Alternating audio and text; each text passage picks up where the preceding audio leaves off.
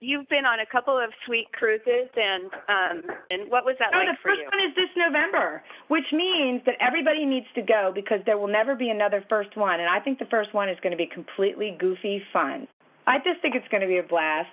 I think that there'll be plenty more sweet cruises. I think it's going to be a success, and I'm really excited, and I love my friend Shannon, and I love Jen. They started it, but I also think that this is the opportunity of a lifetime to go on the very first one. Like, imagine if you had the chance to go on the very, very first, to go to the very, very first Michigan Women's Festival.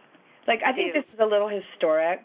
That won't ever happen again. That's why I hope a lot of women who are on the fence about it will kind of go, we need to do it. Do it. And you're going November, is that right? Uh-huh. And then where's the cruise going? I don't know. Starts in New Orleans, it goes down to Mexico, Honduras, Belize, pretty places. You can go on discoversweet.com and find out all that interesting information. I am a comedian. I never know that stuff. Perfect. Well, speaking about the things that you cover comedian-wise, then, I love that you pull from your life, and as most comedians do. Is there anything that you really don't touch, though? Is it that you stay pretty clear from, or is that just you just face it because that's too tempting? I face and talk about anything. I think there are some things that aren't funny to me yet. I think that there are personal things that I'm experiencing. Yeah. That may not be funny, or they're very, very funny to me. Very funny. But I'm dark enough to know, I'm smart enough to know that they're too dark and that they're not going to be funny quite yet, but maybe someday. For example, I'll tell you, when I was 16, I got pregnant, and I terminated a pregnancy. Mm-hmm. And I thought that was funny from the time I was 35. Not like laugh out loud funny. I just thought it was ironic to end up being a lesbian. But I never said it on stage, never said it on stage, never said a funny thing about it. And then one day it popped out with something else about me. It just popped out with something else I was saying, because I actually remember turning to the audience and saying, oh, I file that under things I never thought was going to be funny. I was thinking to myself, how do you deal with that? What do you say?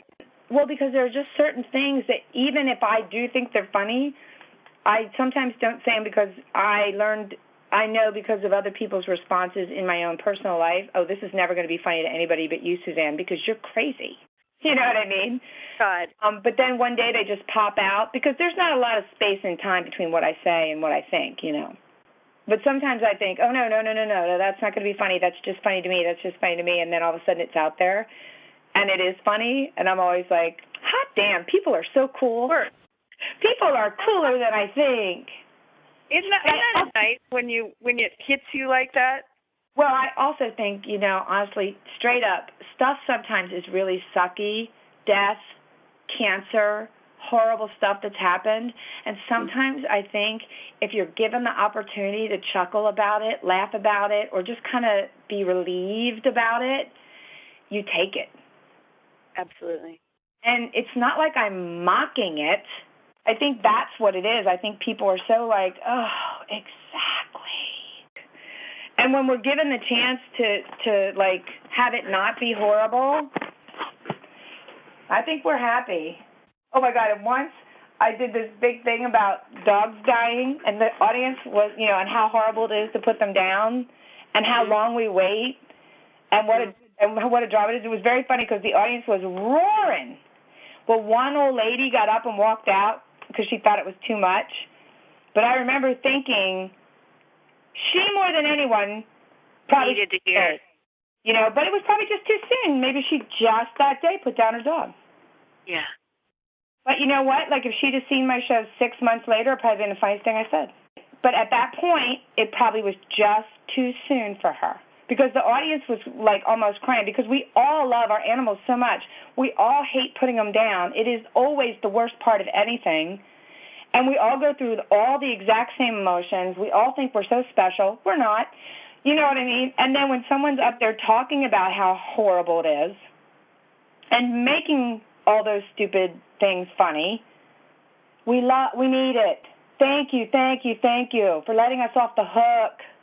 When you hear from people who say thanks, what has been the most moving to you so far? Is there anything that sticks out the most when people reach out to you and let you know that? I think my favorite thing that I've heard a lot of different stories, but I think my favorite is, and this is still consistent, and this is probably because I'm an old gay activist, my favorite thing is when people say they feel glad or special or proud to be gay.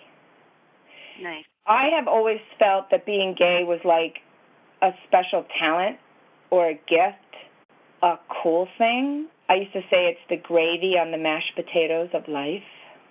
Nice. Yeah. Like you can have mashed potatoes without gravy, but that's so boring. Yeah.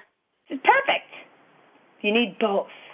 Just a little gravy, whole bunch of mashed potatoes, everything's right with the world. Flair. We're the flair. And we're completely necessary. We are not the normal, and the normal is specific, and it's got its purpose and its backbone and all that stuff. And I don't understand why people don't get that, and I don't know why gays want to be completely absorbed into, you know what I mean, the mashed potatoes. Sure. Sound and be just like everybody else. I don't get that. I think we're special. I think we're important. I think we're unique. I think it's us being like a little bit different and kind of we add to the whole picture. So I like when I do my show and people get that from it. I like that. It's very cool. My favorite very part. uplifting.